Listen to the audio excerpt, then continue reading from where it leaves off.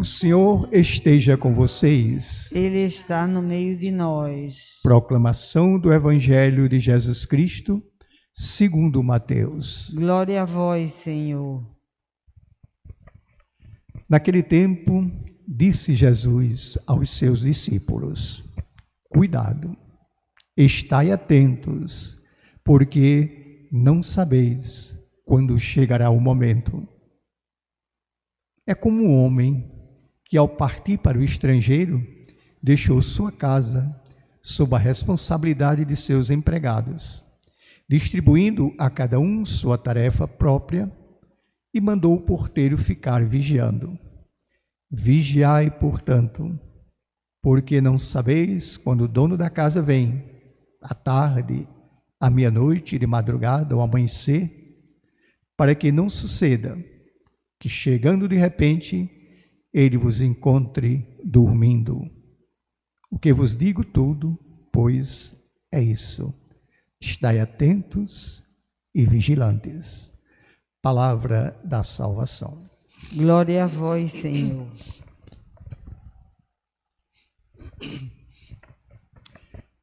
Minhas irmãs, meus irmãos, este domingo a Igreja inicia um novo ano litúrgico e a palavra advento transforma-se numa palavra mágica. A primeira legenda a brilhar no palco da nossa fé. Advento significa vinda, mas não é qualquer vinda, é uma vinda acompanhada de espera, de expectativa e de esperança. Não é qualquer um que vai chegar, é aquele que foi anunciado pelos antigos profetas com estas palavras: o povo que andava nas trevas viu uma grande luz. É aquele que terá o nome de Jesus, que significa Deus salva, e o sobrenome de Emanuel, que quer dizer Deus conosco. Quando nós esperamos uma pessoa extraordinária, que vem nos trazer uma mensagem de vida importantíssima, mas não marcou a data da chegada, qual deve ser nossa atitude? Jesus responde nesse Evangelho. Ele começa alertando: estai atentos, porque não sabeis quando será o momento. E termina com uma nova advertência: estai vigilantes, para não serdes surpreendidos dormindo. Atenção e vigilância. Nós sabemos quando foi que ele chegou, o dia e a hora, historicamente, em Belém de Judá, mas nós ignoramos o dia e a hora em que ele quer renascer em nossas vidas. Não temos o controle da passagem do tempo, quanto ao passado, nem quanto ao futuro, e mal conseguimos administrar as horas do tempo presente. Por isso, estejamos atentos e vigilantes, para que o tempo de que dispomos não escape de nossas mãos. Se nós adiarmos para amanhã o que precisamos fazer hoje, nós vamos ter que roubar as horas de amanhã e o tempo perdido se acumula. Tempo é ouro, diz o ditado popular. Perder tempo, pois, é empobrecer sempre mais. Tempo é graça, é dom divino, afirmam os místicos. Desperdiçá-lo é jogar fora as dádivas de Deus.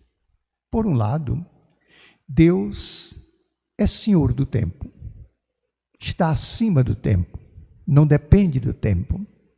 O Salmo 90 diz assim: 1000 anos aos teus olhos são como o dia de ontem, ou como a vigília da noite que passou. Por outro lado, Deus age no tempo, Ele mesmo intervém na nossa história.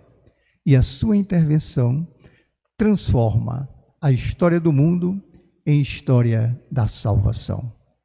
Vejam, pois, nós estamos limitados pelo tempo, mas somos destinados à eternidade. Somos filhos do tempo, herdeiros da eternidade.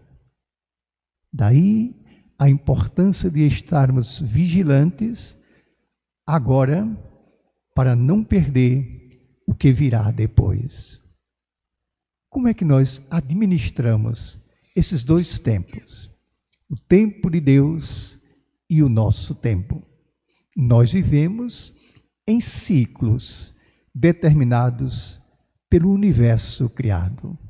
Nós alternamos os dias e as noites segundo o movimento dos astros. Dividimos o ano em meses, obedecendo ao ciclo solar. Dividimos os meses, obedecendo ao ciclo lunar. Mas isso não basta. Nós queremos dar um sentido sagrado a esse tempo cósmico. Aí nós criamos um outro tempo, o tempo litúrgico, o tempo do Advento, o tempo do Natal, o tempo da Quaresma, o tempo da Páscoa, o tempo de Pentecostes. E nós louvamos a Deus acompanhando a sequência do tempo. Oração da manhã, oração da tarde, oração da noite. Louvamos a Deus pela luz do dia e pela beleza da noite. Assim, pois, toda a nossa vida temporal fica envolvida em rituais sagrados que apontam para a sua origem divina. Em suma, o tempo é sagrado. E a passagem do tempo é a voz de Deus se comunicando conosco. Estar atento e vigilante também é compreender a palavra de Jesus no Evangelho de São Lucas 12, 54 a 56. Ele diz assim: quando vocês veem uma nuvem subindo no lado do poente, vocês dizem, vai chover, chove mesmo. E quando vocês sentem o vento sul soprando, vocês afirmam, vai fazer calor, e faz calor realmente. Hipócritas, vocês que são capazes de explicar tão bem os sinais do céu e da terra, por que vocês não compreendem os sinais do tempo presente? E o sinal do tempo presente era Ele mesmo. Era a presença do Redentor há tantos séculos esperado. É tarefa, portanto, nossa, ler e interpretar os sinais do nosso tempo para discernir aí a presença e a ação do Espírito de Deus.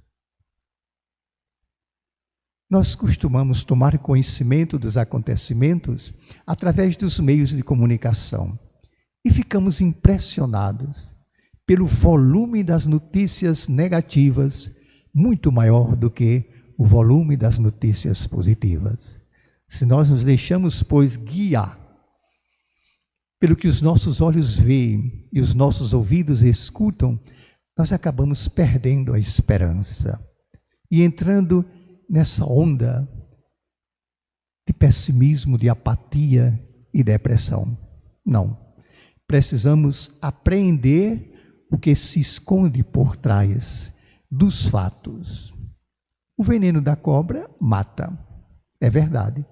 Mas do veneno da cobra, nós extraímos o antídoto para curar a mordida da cobra. Assim também, na transparência dos fatos, nós percebemos o mistério que neles se oculta. Por exemplo, desde janeiro, que nós estamos enfrentando os tempos sombrios por causa da pandemia do coronavírus. Se nós consideramos só esse fato, apenas nós só vamos enxergar uma coisa, uma enorme catástrofe.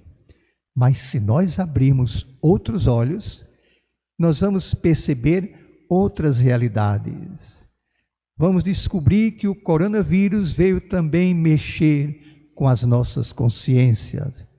vamos descobrir que Ele está nos obrigando a repensar os valores fundamentais da nossa vida. Pela primeira vez, nós estamos vivendo em nossa carne a sensação de que somos uma única humanidade. O que acontece com um, acontece com todos. Fomos também obrigados a reaprender, a repensar o poder insubstituível das coisas simples, da convivência fraterna, da convivência familiar, da partilha de sofrimentos e emoções, a partilha solidária e fraterna. Talvez este vírus tenha sido provocado por um outro vírus, ainda pior, o vírus da indiferença egoísta. Nas palavras do Papa Francisco, um vírus que se infiltra no pensamento que diz assim: a vida é melhor se for melhor para mim, e tudo vai ficar bem se for bom para mim. Na origem dessa pandemia pode estar o nosso modo de viver e de organizar o mundo. Pode estar também a forma com que nós agredimos e depredamos a natureza, a criação. Assim diz um índio, chefe cacique de uma tribo dos Estados Unidos: quando o último peixe desaparecer nas águas e a última árvore for removida, então o homem compreenderá que ele não é capaz de comer veneno. Portanto, minhas irmãs e meus irmãos, assim como agora nós estamos colhendo na dor o que plantamos no egoísmo, um dia nós poderemos colher na alegria o que plantamos na dor. Estar atento e vigilante é também cultivar as relações interpessoais, as relações entre as pessoas. Isso é um valor inestimável, infelizmente sacrificado pelo ativismo e pela pressa, a começar pelo ambiente da família. Com frequência acontece o seguinte: assim que um familiar chega em casa, o outro saiu de casa. Muitas vezes os esposos só se encontram na hora da refeição. Os filhos aparecem de repente e parece que estão movidos por controle remoto. Toma banho, muda roupa, come apressado, tchau paiinho, tchau mainha. E no entanto, é na família que nós aprendemos a construir a fraternidade. Que é que daí pode resultar? O automatismo dos nossos movimentos vai se transformando em automatismo dos nossos sentimentos, em insensibilidade. E aí toda relação interpessoal passa a ser movida por cálculos e interesses. O muito que fazer rouba-nos o tempo de conviver e a nossa vida empobrece humanamente. Estar atento e vigilante também é compreender que a vida não existe só para ser vivida, mas também para ser querida, desejada, para ser amada. As pessoas sensíveis que amam a vida encontram tempo para realizar uma outra ação vitalizadora, que é contemplar a natureza. Grandes homens e mulheres de espírito e de gênio foram buscar inspiração no cenário maravilhoso da criação. Enquanto isso, tanta gente sonhando em conhecer os edifícios fantásticos de Dubai ou as lojas fantásticas de Nova York. Que inspiração nós podemos ter deixando-nos aprisionar nas grandes metrópoles?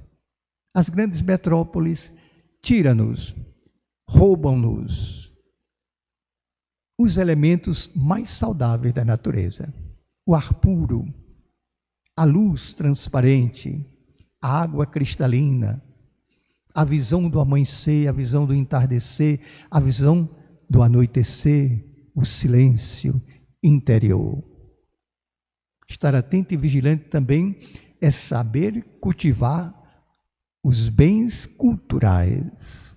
A maior parte das pessoas se contenta com a cultura embalada, negociada da televisão, a cultura massificada. Enquanto isso, uma boa leitura é um tesouro incomparável. Ela alimenta o espírito e a mente, e às vezes ela nos embriaga como uma bebida deliciosa.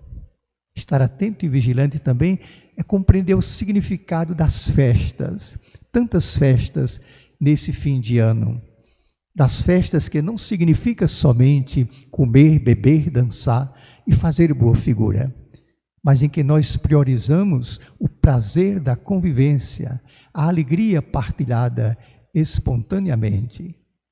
A festa nos humaniza também, nos livra dessa cara amarga, carrancuda, que parece só conversar sobre obrigações e negócios e problemas, incapaz de abrir o coração. Estar atento e vigilante também significa valorizar os fins de semana. O sábado e o domingo são uma pausa na dureza do cotidiano. Não são favores a nós concedidos por nenhum poder desse mundo. É um direito natural desde o início da criação. Abrir obrigatoriamente shopping centers, supermercados, lojas aos domingos é uma imposição contra a vida por conta da ganância lucrativa das grandes empresas. Na Eucaristia, de cada domingo, nós sacralizamos tudo o que nós fazemos durante a semana. E assim, minhas irmãs e meus irmãos, que nós transcendemos o nosso tempo e fazemos que o nosso tempo se encontre com o tempo de Deus e compreendemos então que o tempo humano é também orientado pelo plano eterno de Deus. A nossa história humana se transforma em história da salvação. Tudo que está acontecendo significa que Deus está sendo gerado nesse mundo. Quando ele vai nascer, quem sabe? Vamos, pois, preparar nessas últimas semanas do ano, preparar nosso espírito, nossa cidade, nossa casa, tudo em nós e fora de nós, para acolher esse menino de Deus que vem trazer as respostas que nós estamos precisando. Amém. A minha alegria de poder, todos os domingos, celebrar essa Eucaristia com vocês, me leva a lhe fazer um pedido, para você curtir esse vídeo e inscrever-se na TV MTC. Você está contribuindo para a formação da classe trabalhadora, está contribuindo também para ampliar a consciência de que nós devemos comunicar nossos valores, nossas convicções, nossos sonhos, e isso tudo através dessa fabulosa tecnologia. Curta esse vídeo e inscreva-se na TV MTC. Muito obrigado.